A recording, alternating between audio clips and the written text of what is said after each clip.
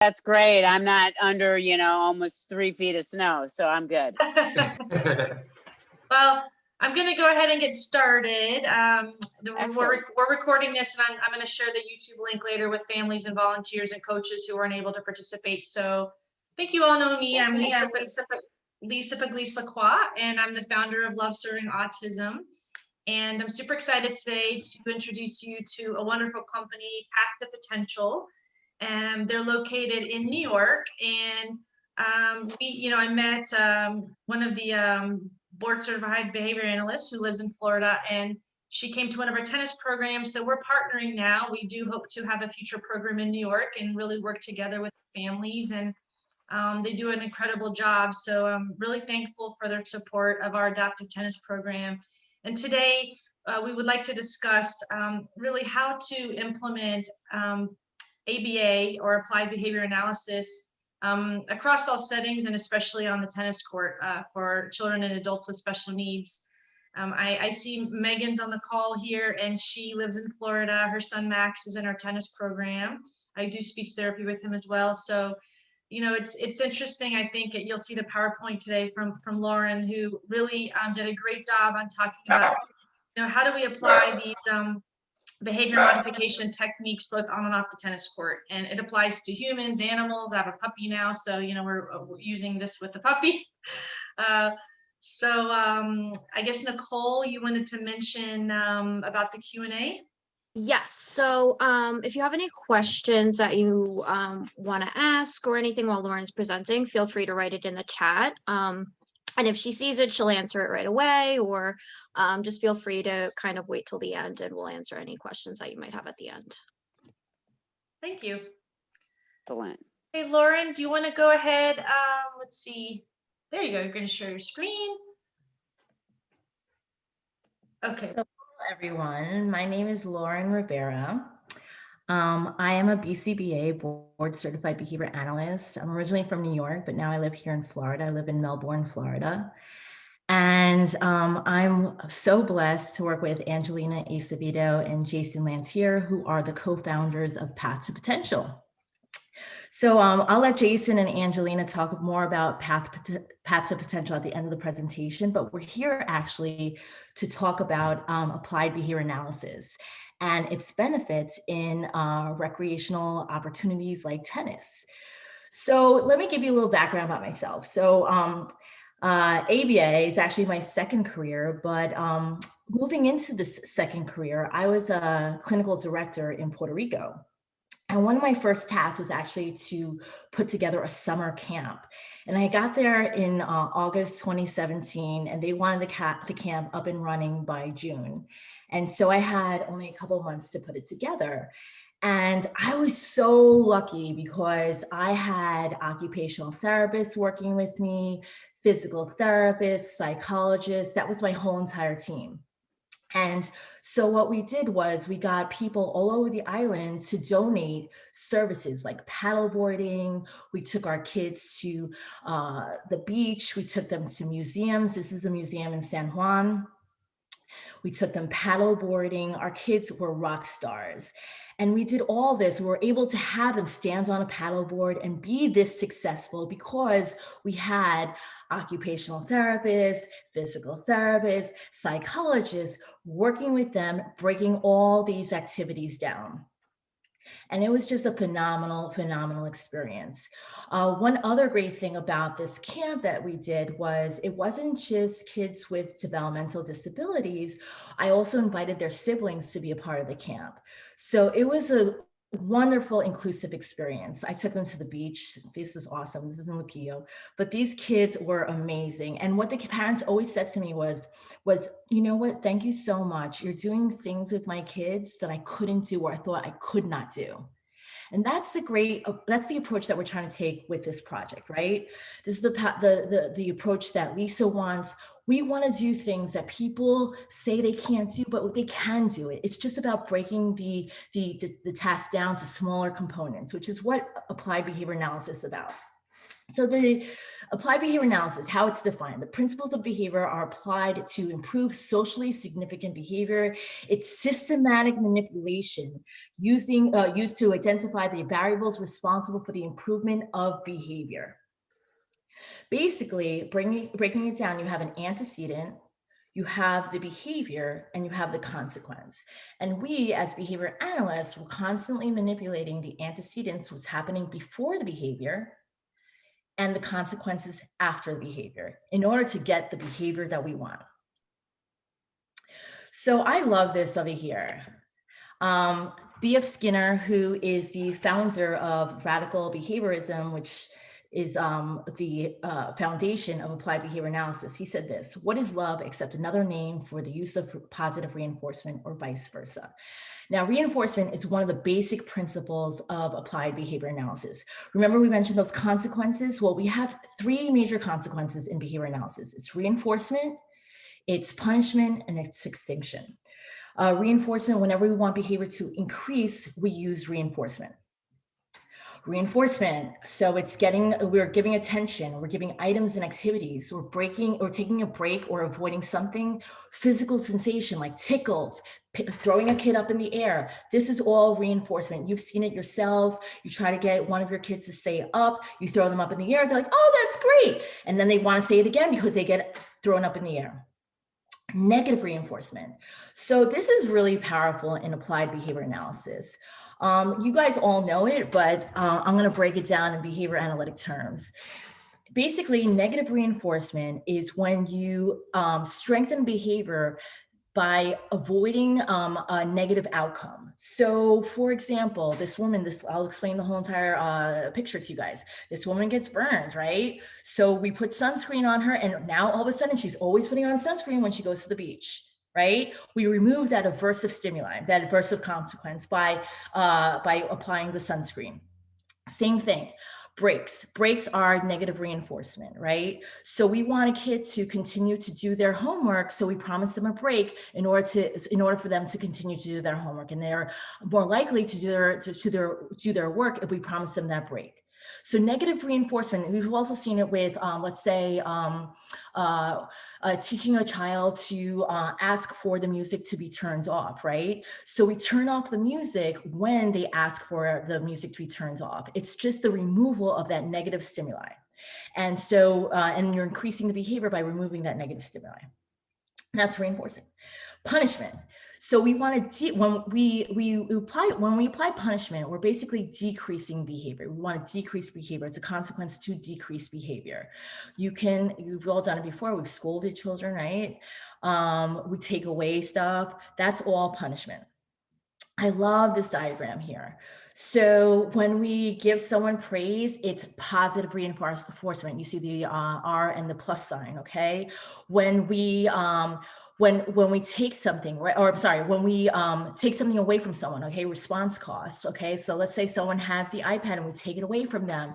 That's negative punishment. We're taking something away. When Homer gets punched, right? When someone gets scolded, we're adding some sort of stimuli there. And so that's positive punishment. And then negative reinforcement, you take off Homer's t-shirt because he's too hot, and that's reinforcing for him, right? So you're taking something away, and then that is providing some sort of reinforcement.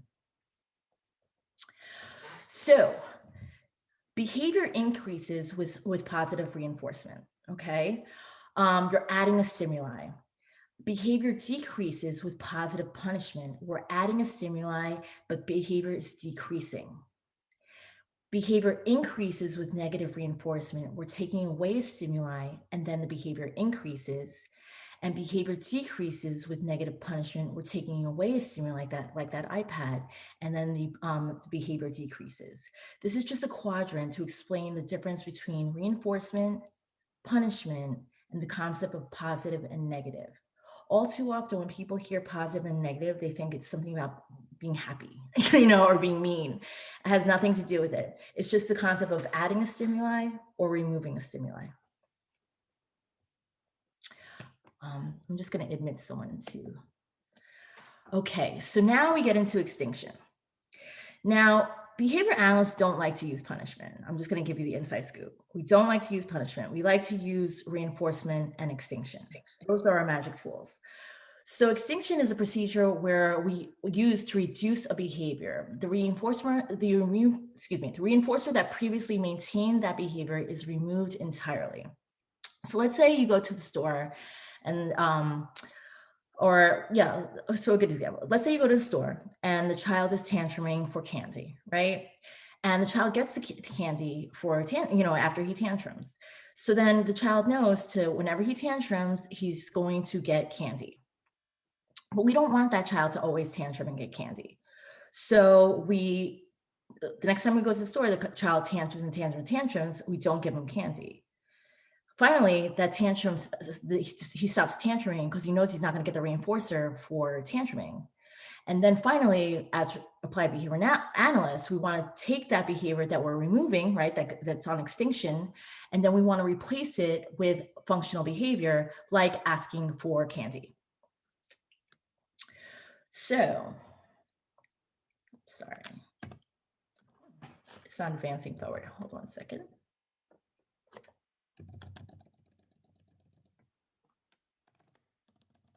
Hold on a second. Let me just stop sharing for a second. Wasn't advancing forward. Go back in.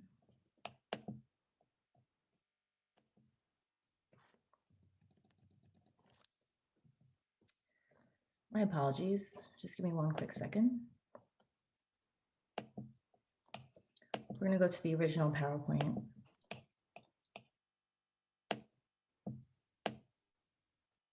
And then here we go.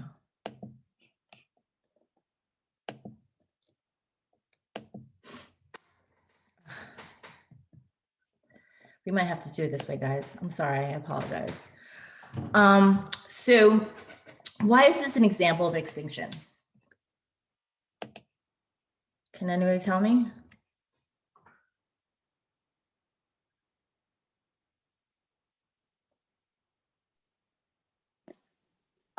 Because you're in the fresh produce area, so you're not even prompting them to ask for candy, but they maybe learn how to ask for something helpful.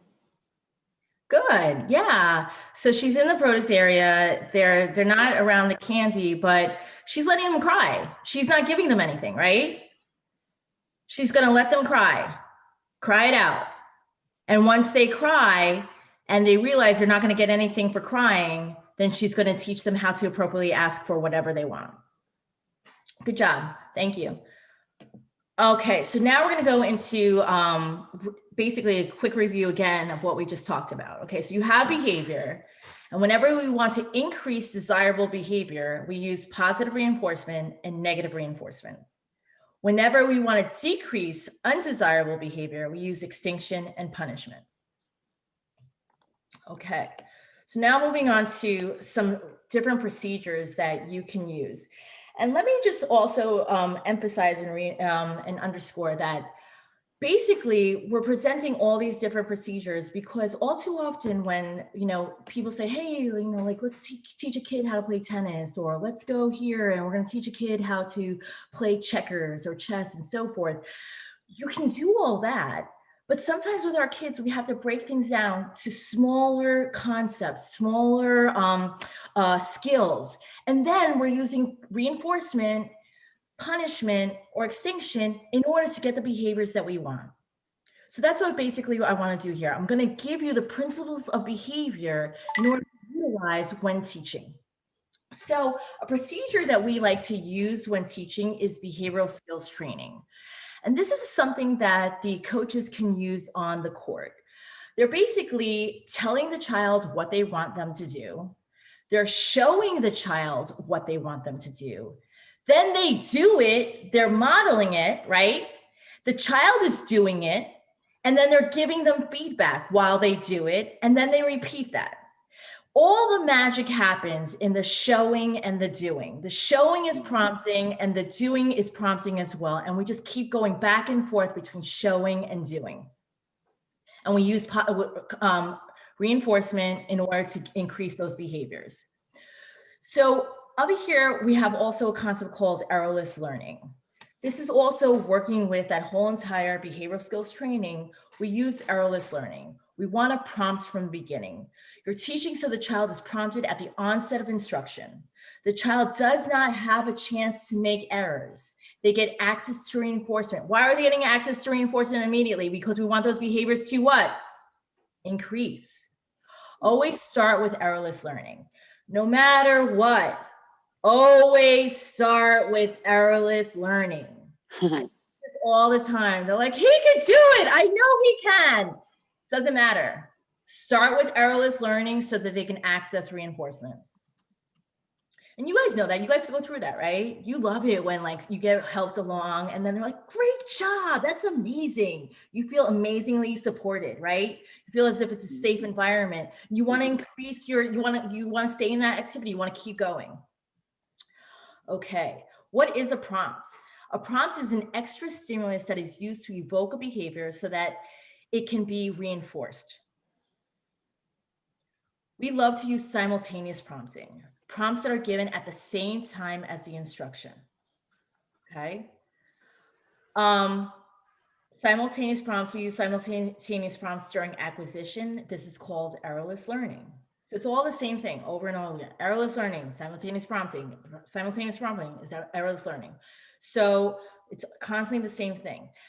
Now, once they've acquired the skill, right? Once you've hit the point where they're answering, you know, they're steady responding, we want to start to delay the prompting, right? Lisa spoke about this. She's like, you know, I just want people to know when to delay the prompting.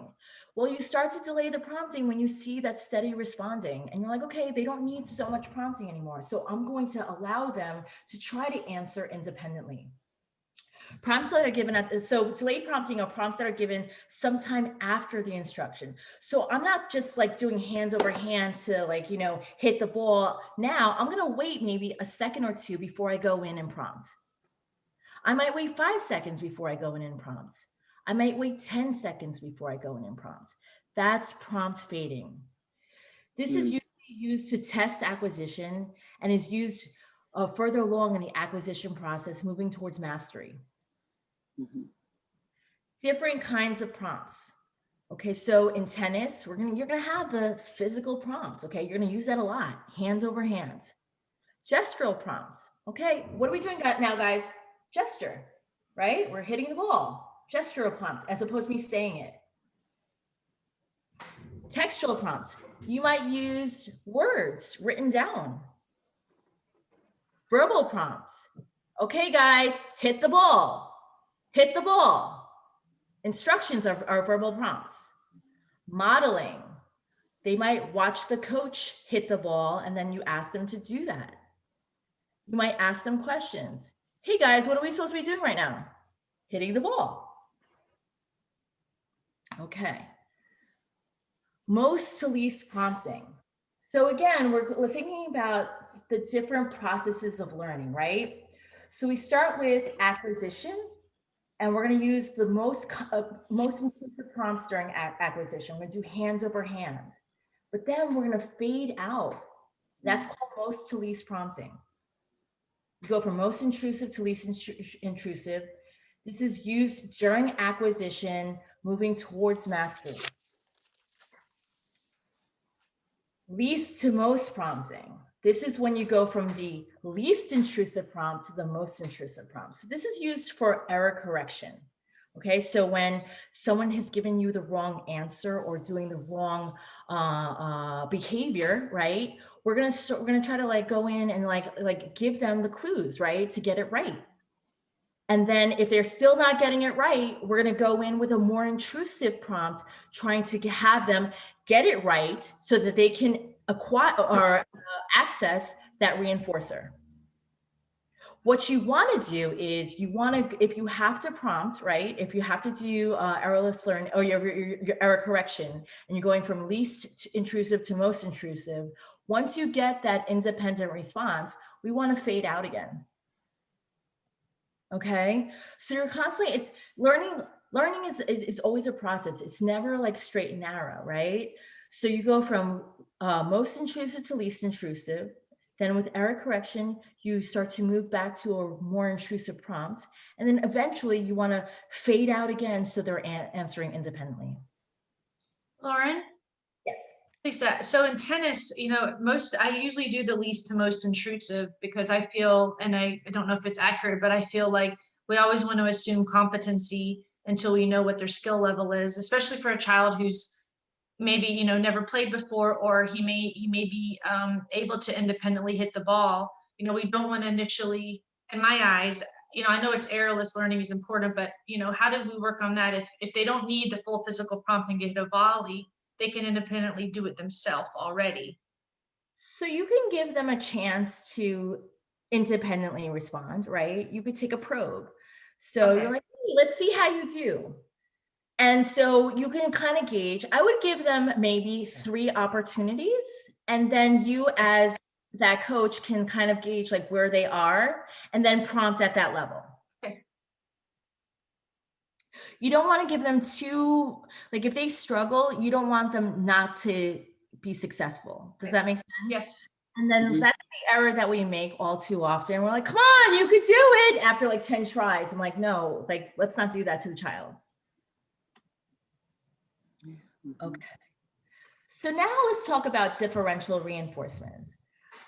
Differential reinforcement is when you change the magnitude of reinforcement in accordance with the type of answer. So an independent answer independent correct responses get higher magnitude in relation to responses that need prompting, right? But we have to take that into so think about it. So if they're in the process of acquisition, we're gonna do a cartwheel. If this kid has never ever been on the tennis court and they're just there and they the first time that they got there, they tantrumed, right? And this is the second time that they're and you had to do hands over hand and they're just there and they hit the ball. We're gonna do a cartwheel for them, right? Because they're there, they're participating, and that's great.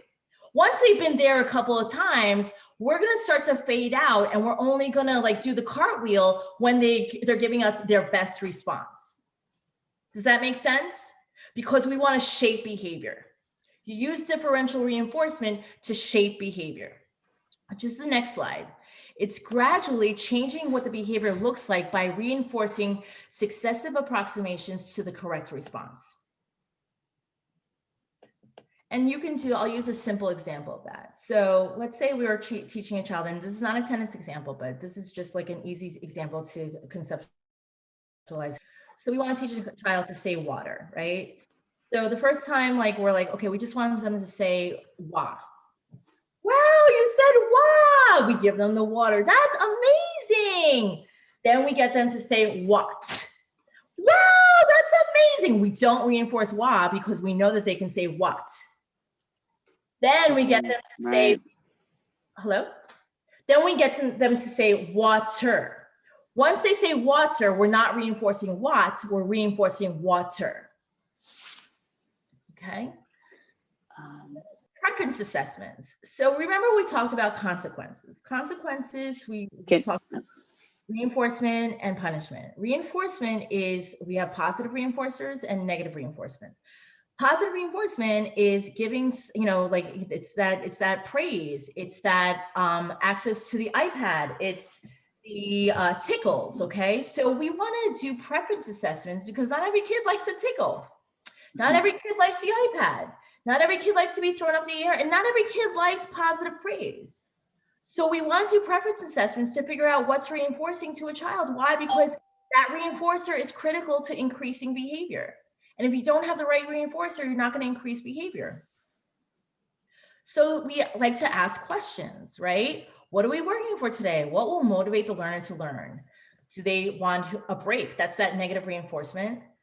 Do they want to sit down on a bench? When I was working with Lisa that one day that I went to visit, the kids were working for sitting on a bench. That's what they wanted that day. That was awesome. Are they working for access to the iPhone?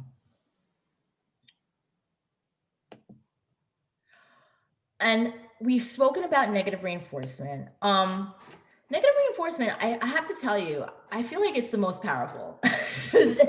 Negative reinforcement is that break that every kid's always working for, right?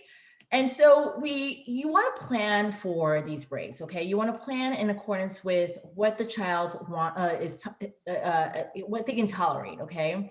So you don't want to go too long with a session, right? If you think that a child can last for 10 minutes without having a tantrum, without negative behavior, then promise them that break after the end of 10 minutes.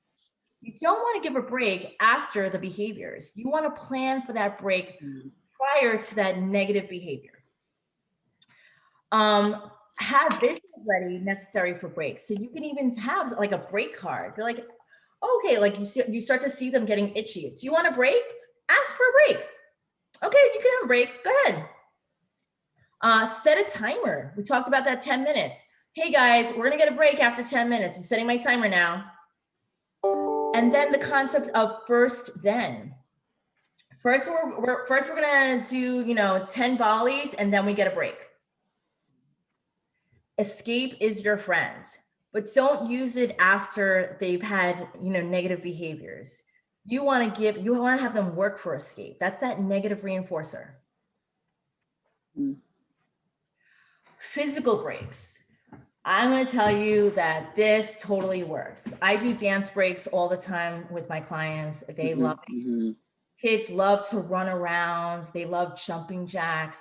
They love physical breaks. So use them to your advantage. Guys, in 10 minutes, we're going to have a dance break, and there are tons of dance videos on the internet. The Premack principle. You guys all know this, okay? It's basically the first then the grandma principle, okay? So you're having the child engage in a less preferred task contingent, or let me start that. The highly preferred task is contingent on the less preferred task, right? So you get access to jumping jacks. Jumping jacks is still, it's a highly preferred task. They want to do that. That's a physical activity that they want to do. But first they have to hit 3 volleys, which is the less preferred activity. Okay. So first we're going to hit 3 volleys. Then you guys get to do jumping jacks. First you're going to do, let me use an even clearer example. First, you're going to do 10 math problems. Then you get your iPad. First then. And then you have here this wonderful slide. I think it's a banner now that Lisa's created, that you have, first we're going to do tennis, and then she can put up one of the many reinforcers that they're using in during the session. So they could be using an iPad, a video game, access to the park, maybe it's lunch, snack, a break. Toys, park, possibly even going home. Okay, first we're going to do this, and then you get to go home. You might use that at the end of the session. Token economy. Token boards are amazing. I love them. Basically, the token economy it's basically you're taking a generalized reinforcer. I hate to use these behavior analytic terms, but basically you're taking something that's like something like a token, right? It doesn't have a lot of meaning to it. They're working for checks, they're working for like a penny or whatever. You're taking a token, they work for a certain amount of tokens, and then they get access to the highly preferred activity or reinforcer. Okay. Schedules. Kids work so wonderfully with schedules. We all do, right? Like I have a schedule every day. So for these sessions that may be an hour, first we're going to come in, we're going to greet, then we're going to do character development, then we're going to stretch, the warm up, water break, hand-eye drills, water breaks, stroke production, group cheer, and then tennis updates. That's a long schedule. Maybe it's a schedule with like 4 or 5 things, right? But we want to like create schedules for them, because when you create schedules, then you could check it off, right? You could check it off. You could even use a schedule like a token economy. Okay, first we're going to do the greeting. Everyone does a nice greeting. Okay, great. Now I'm going to move on to character development. Oh, excellent job. Everyone did such a good job. Now we're going to stretch. Great job. Those 3 things are checked off. You guys get a 5-minute break. Then you can go into the warm-up, whatever, but schedules are wonderful. Okay, I love this. Teamwork, sportsmanship, respect, listen, effort, responsibility. This is the character development traits that Lisa put together, this beautiful visual for the whole entire group. And you have so many different ways that you can use this. You can have it up. You could have the kids explain what teamwork is, sportsmanship. You could have them act it out. I worked in a social skills program, and we had them like role play. What is teamwork? What does sportsmanship look like? What does respect look like? Kids love things like that, especially like, and that's something that you're working on within these tennis sessions, you know, social skills. So I love this visual, and Lisa, you did such a great job. I love these things. So you can even go into emotions and having them label their emotions and even acting out emotions. And then if you see a kiddo, like, you know, they're like, they have some look on the face that they're anxious, you can have them go over and say, hey, what are you feeling? Choose a picture. Okay, so you're feeling terrified right now. So like, what can we do right now so that you're not feeling terrified? What's making you feel terrified? Oh, thank you for letting me know. Thank you for explaining to me what's making you feel terrified right now. And so that's a great, I love these visuals. It's a great way to get into communicating with our kiddos. So that gets us into functional communication training. So basically, functional communication training, we kind of went into this already with the extinction explanation. But basically, you're teaching appropriate communication to replace problem behavior, right? And then you're going to reinforce appropriate communication. So when a kiddo says to you, hey, you know, I want a break, thanks for letting me know. That's amazing. You know what? Hit one more volley and then you get a break. Great job. Okay, so we're using that differential reinforcement to reinforce appropriate communication. I love this as well. You can use pictures, or we call them pecs, to get kiddos to let us know, okay, like, is it okay if we wait 3 minutes before we take a break? Yes? Okay, good job. No? What? Okay, well, you know what? Yes. No, I'm kidding. But, you know, you can get them to use visuals to answer. And like, that's the thing, is we want them to use communication, appropriate communication, in order to communicate with us, right? That's ultimately, like, you know, I love the conversations that Lisa and I have had, because ultimately, you know, life is one big laboratory, right? And we're at one big classroom, and we're just constantly teaching our kids how to communicate, whether it's in a classroom, whether it's one-to-one in an ABA session, whether it's on the tennis court. We're just teaching appropriate communication, appropriate social skills, appropriate behavior, socially significant behavior. Jumping, throwing, I'm gonna have to minimize this, waiting, stop, sit, water. Again, using PECs, appropriate communication, functional communication training. These are other great visuals: iPad, forehand, pick up the tennis ball, serve, volley, swing. Lisa, you've done such a great job at all these visuals. They're just beautiful. Arm circles. I was going to say that, you know, what I see, and I know, you know, many of our students are nonverbal. Not all, but, you know, we do have quite a percentage on the tennis court. So I think that the visuals really make a difference, and they may not be able to verbalize, I need a break, but at least they have a visual, you know, to use a gesture to point to, I need a break. You know, so it's important that we remind ourselves that, you know, not all of these children have functional communication skills at that level, to be fully conversational. And we want to, like you said, decrease the frustration on the tennis court for them. Exactly. And I think that you mentioned that you made banners out of this, right? Did you make banners out of this? Actually, all the visuals, it's a long banner now. That's awesome. That's awesome. And so that's like something that, like, it's great. Like, and going back to functional communication training is not like a whole entire sentence. Sometimes functional communication training is going over and saying, like, picking the stop sign. Stop. You know, as opposed to hitting you or running away. So the easy takeaways, I do, we do, you do. And I'm telling you, the learning happens between we do and you do. Okay, we're gonna prompting. We're prompting and we do, and you do is where it's independent. Tell, show, do.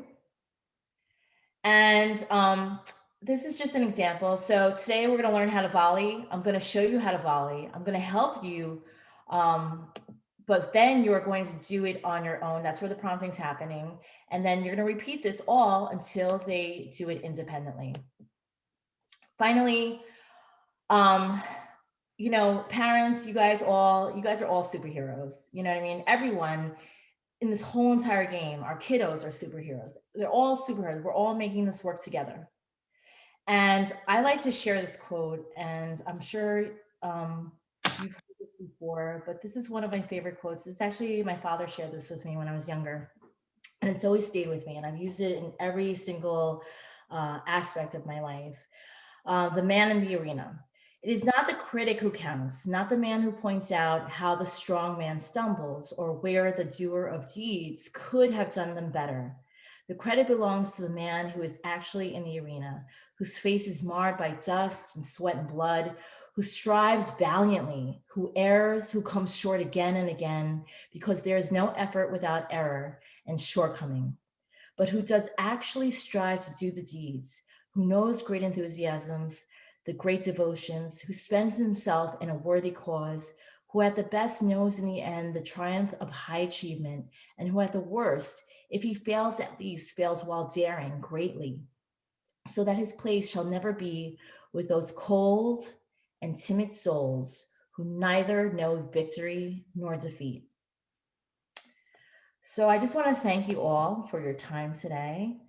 And this is my contact information along with Angelina Acevedo and Jason Lantier. And, you know, we're here to support you. We're really looking forward to this partnership. And if you have any questions, feel free to reach out to any one of us. We'd love to support you. And if we don't have the answer immediately, we're definitely willing to go and look it up. But we're here as a resource for you all. We're here to disseminate applied behavior analysis, that we believe so much in it. And we want to support you all in everything that you do. Thank you, Lauren. That was wonderful. Thank you. Thank you, Lauren. I usually have a lot to say, but I didn't. So, because I wanted to take in, and Lisa knows that, I wanted to take everything in. I have a master's in ed. I'm in a whole other program. It's not about my life history. I love everything that you have to say. I'm currently in the healthcare field. I'm at a pediatric hospital. I mean, what you shared would be amazing. Anyone, as far as being able to, you know, teaching socially significant communication skills, how this is important for every child. Now, whether they have a challenge or not, to help them become, and like I said, I spent 15 plus years teaching, and I love how we model and support. I studied this to help them learn the right behavior. Then we don't leave them by themselves, and then eventually so they can be on their own, rather than I can only do this with Lisa, or I can only do this with Tyler. But you give a lot of room, all the scaffolding, all this stuff. So and I hadn't even ever thought about that, airless learning. We live in a society where it has to be perfect yesterday.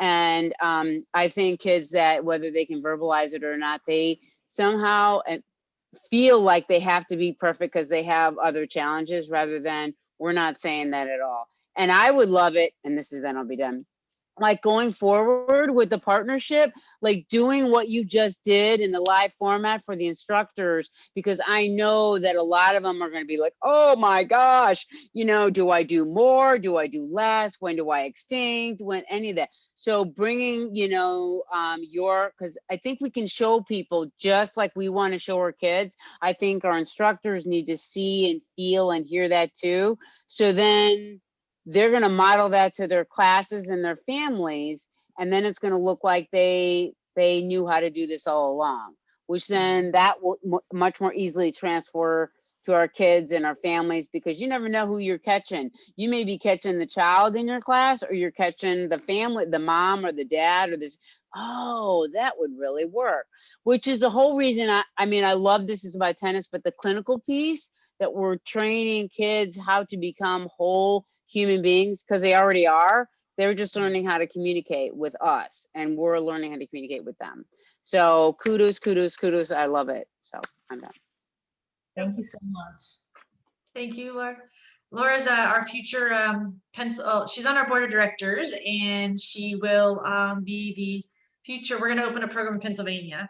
So Laura's going above and beyond to help us with that, and we're excited, you know, about that possibility. So I wanted to, Megan, did you have any questions? I know with Max, I've known him, I don't know how many years now.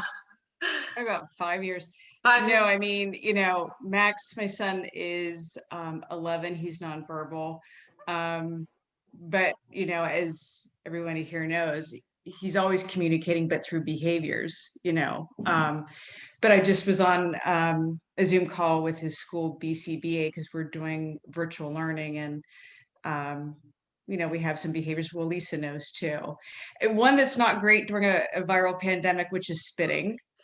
So everything that Lauren just talked about, you know, we addressed in the call today. So yeah, I live it, you know, and we've been doing ABA therapy since he was 2, off and on, in home and at, you know, centers. So it is always great to review, because, you know, sometimes you just get, you know, so caught up in the moment, you kind of forget the guidelines, and you're reinforcing the behavior without realizing that you're reinforcing the behavior. And so as a family, you know, we all have to kind of regroup, come together, and you know, go over the basics that Lauren was, you know, just outlining to change the behavior. So yeah, I mean, it's great.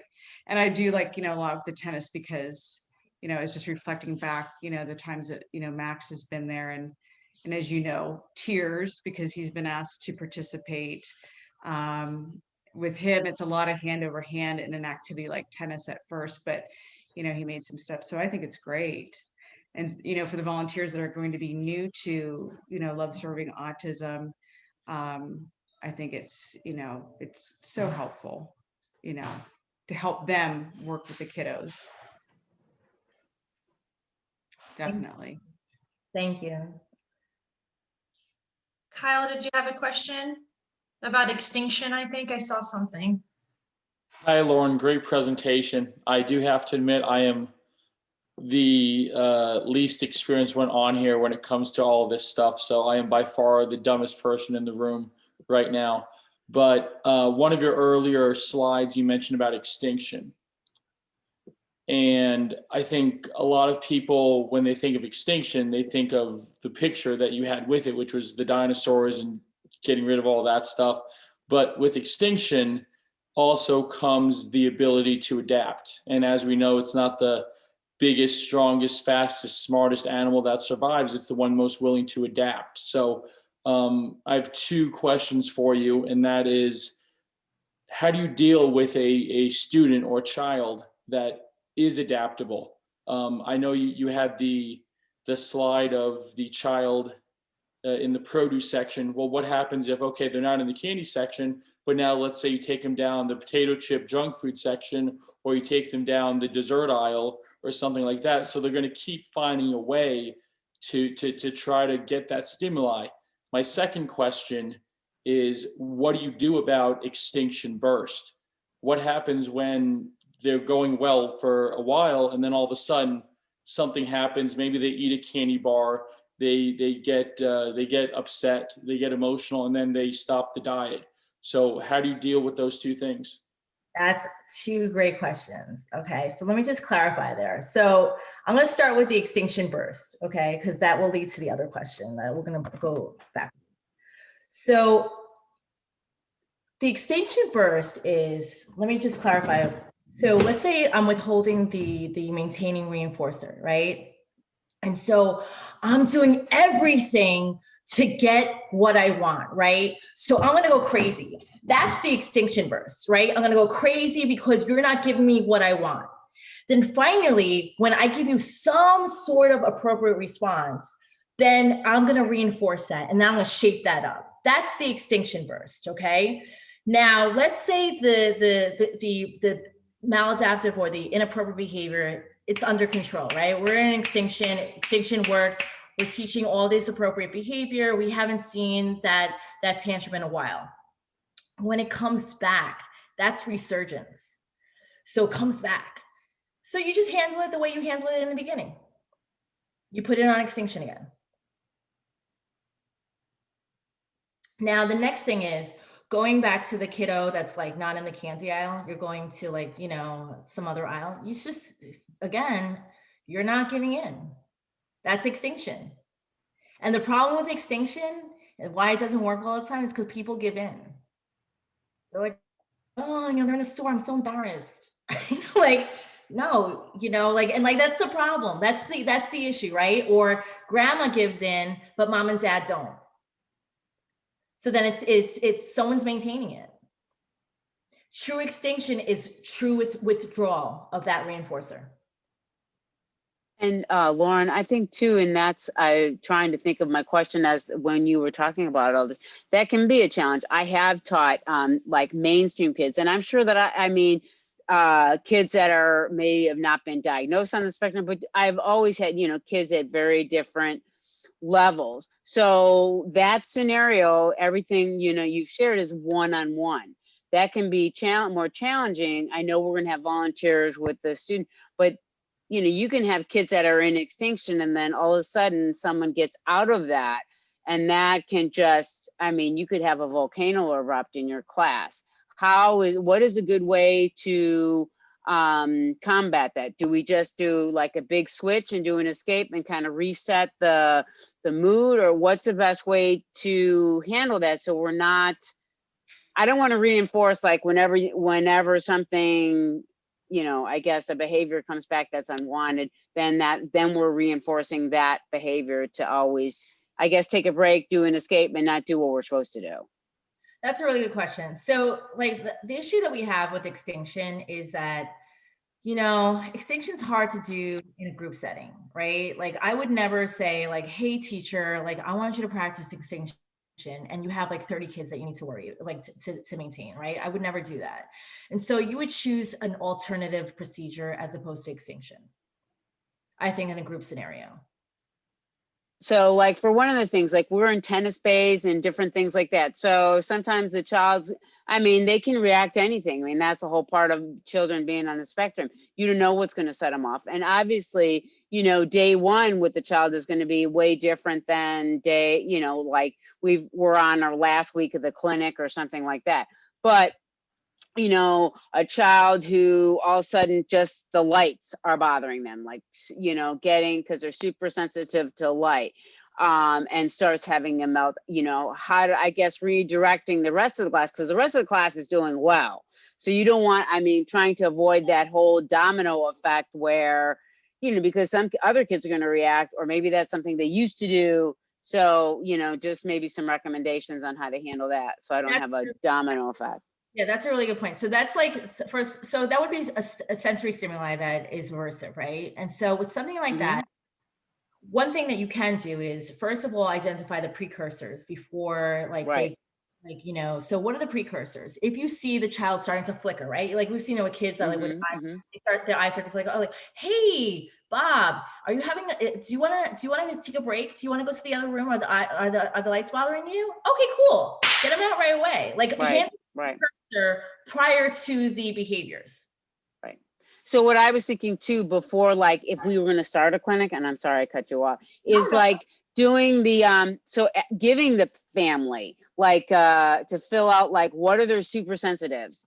You know, I don't know, do those change? Can those change on the environment? But just get a general like what are your child's top 5, and they can work with the parent, the top 5 super sensors. And then the also is I forget what the other thing is. But that was one of them. And, you know, or things that, what are their rewards? Like you said, take a break or get water. What are the things that help calm them down? Or Yes, you know, like do like some sort of intake before you, or have the parents fill out some sort of survey, right? Like let me know what are the triggers for your child. Right, that's it. You know, what have been triggers in the past?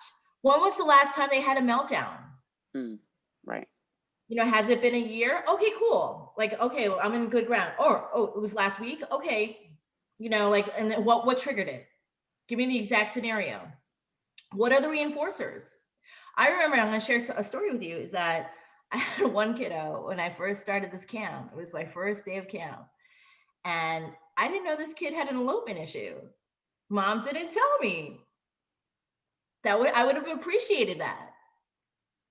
And the kid actually ended up eloping to the beach and swimming out all the way to the buoys, where I had to go and swim after him and get him. So that would have been a piece of information. So just like, you know, like you need as much information from the parents as possible. I have a question too. Thank you, Laura. That was a great question. So what if a child is new to tennis, or it's a second class, or he's not getting out of the car to go to tennis, and he's just crying, screaming? I mean, do you wait it out? Like if you take him home, you know, I know it's tough for the parents. Go ahead. I would do a tolerance hierarchy, right? Just get him out of the car. Well, you got out of the car. You can hang out in the parking lot the first day. That's it. Then, okay, you know, you don't have to go on the tennis court, you know, just like go up to the gate. Awesome, you went to the gate, that's cool. And then have like maybe like a coach or someone hang out with him and you watch the kids. Mm-hmm. Then, you know, the third session, he's just on the tennis court. That's awesome. You don't have to do anything, just watch. You know. So what do you think? Go ahead. So what do you think about having, like, so let's just say, like, I don't know, just we're going to set up a clinic. I'd like a hypothetical clinic's in a couple weeks, you know, you finally get, okay, it's going to be these 5 families. I mean, maybe it makes sense to do some kind of, I know, like a Zoom call and kind of talk about all of those things, because, you know, probably, Lisa, the child even getting there, like in the car, I mean, the family may start seeing anxious behaviors the night before, the day. I mean, they're not communicating it, but they know tomorrow is tennis, or, you know, things like that. So like having that, you know, all these discussions like on a Zoom, and then maybe they can bring it first day, like having, you know, first day, you know, let's, you know, so bring your child's 5, you know, super sensitives or 5 triggers, and what are the 5 things that help reward them? What are some of those anxiety stuff? And then so we can give them, the parents and the families, tools to help them be successful. Right. That's like a great idea. Oh, right. sorry. And like Megan and I, we experienced that with her son, right? Because a couple, Megan, I think you're on mute, but a couple of times, you know, we had a special event and we invited Max, and, you know, sometimes he would go in, and then other times it was a transition of, you know, getting him into the class or the event. And it's tough to see, you know, when he's crying or upset. I get that, you know, but, and they're amazing. Megan's an amazing mom, and her husband too, you know, but it's like, so now they're starting I don't know if Megan, you want to mention real quick, the equine therapy, and Max is now starting to. Oh, yeah. Go ahead. Well, we've always wanted to try different things with Max, and so this was a great opportunity. A friend of Lisa's is in the process of getting certified to do horse therapy. And, you know, I know Max, you know, as Lauren had said, you've got to break down learning tasks into super small steps. And with Max, you know, a horse is a huge animal. It's very overwhelming to be in their presence.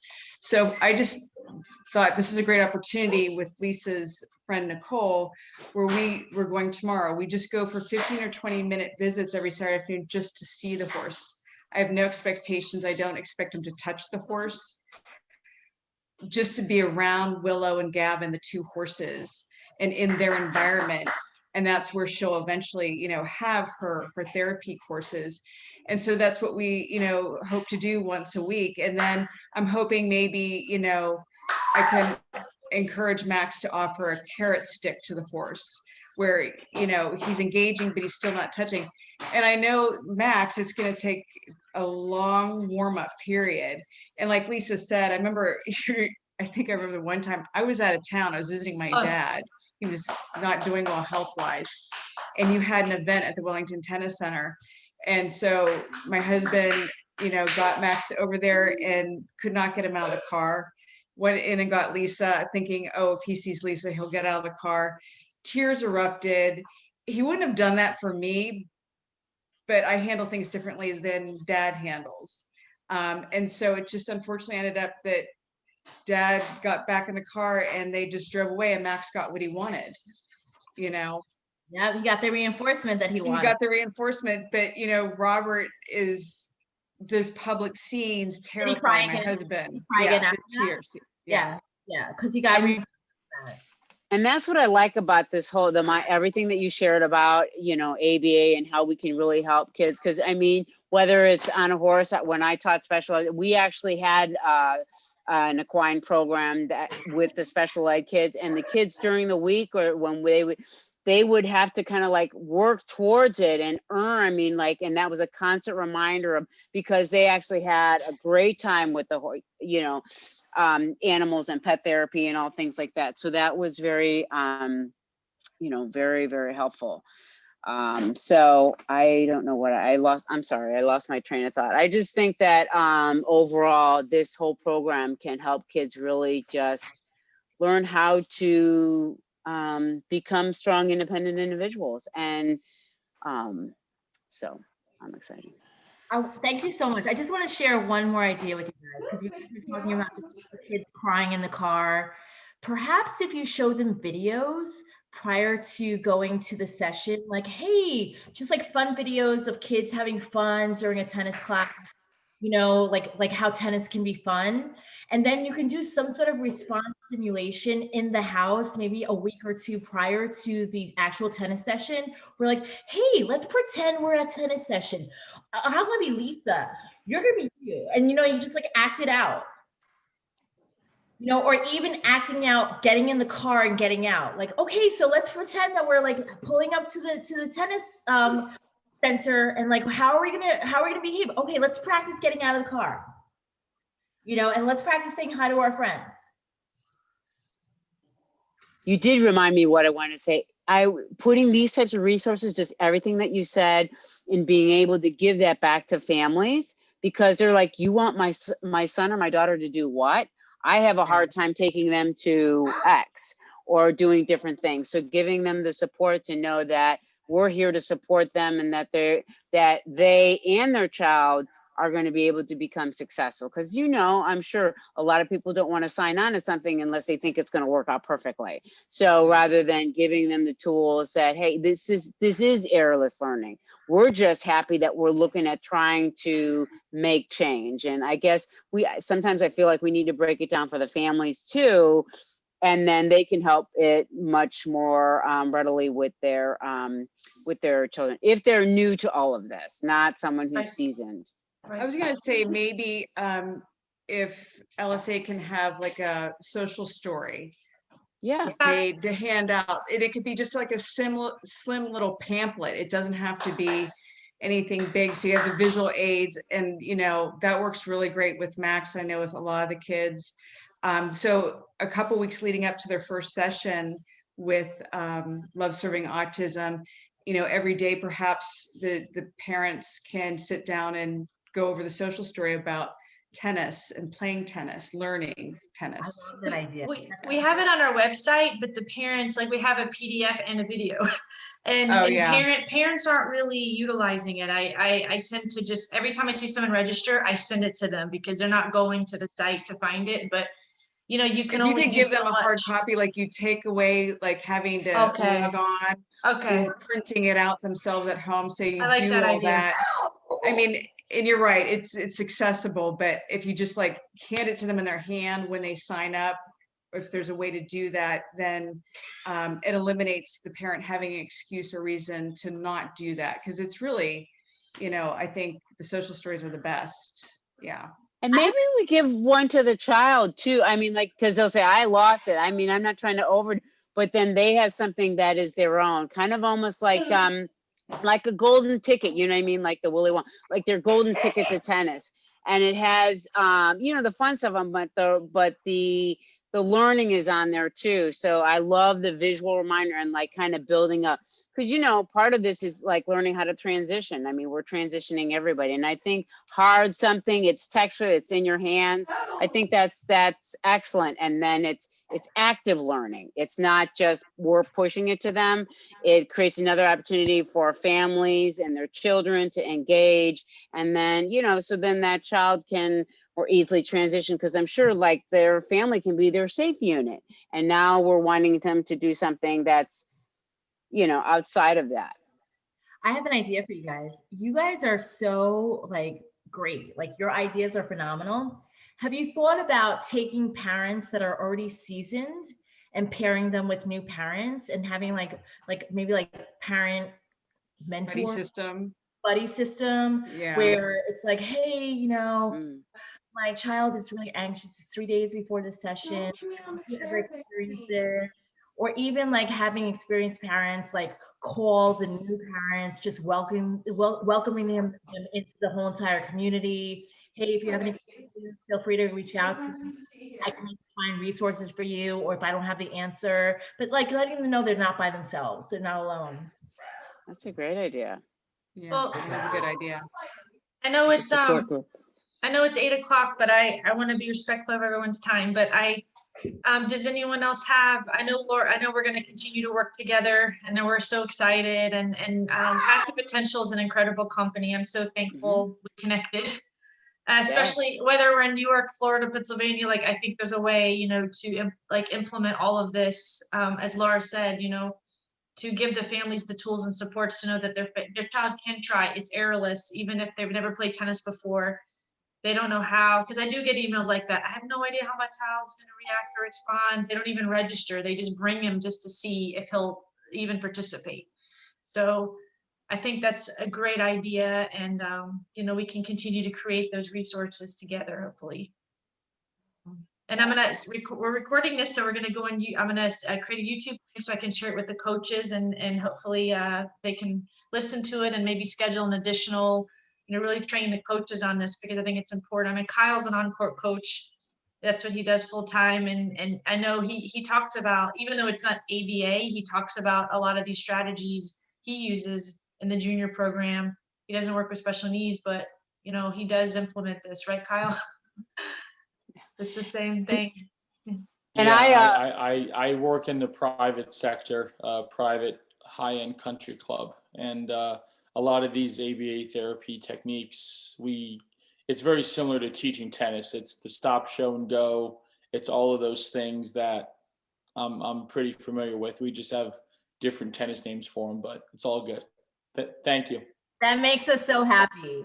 That makes us so happy. Thank you.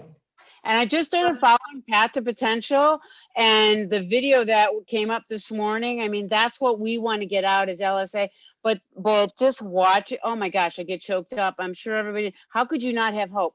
The video of the child being able to say their name for the first time, and you just honestly see the reactions of the family, like you were saying, you know, and who knows, probably from there, they went from you know what I mean? Like we saw the end, you know, like the gold medal round versus, you know, and you know, families like can connect with that. So, but amazing work. I love that you got, you know, what you guys are doing and helping us even furthermore, because we're giving opportunity to everybody, and opportunity should be for everybody. So thank you.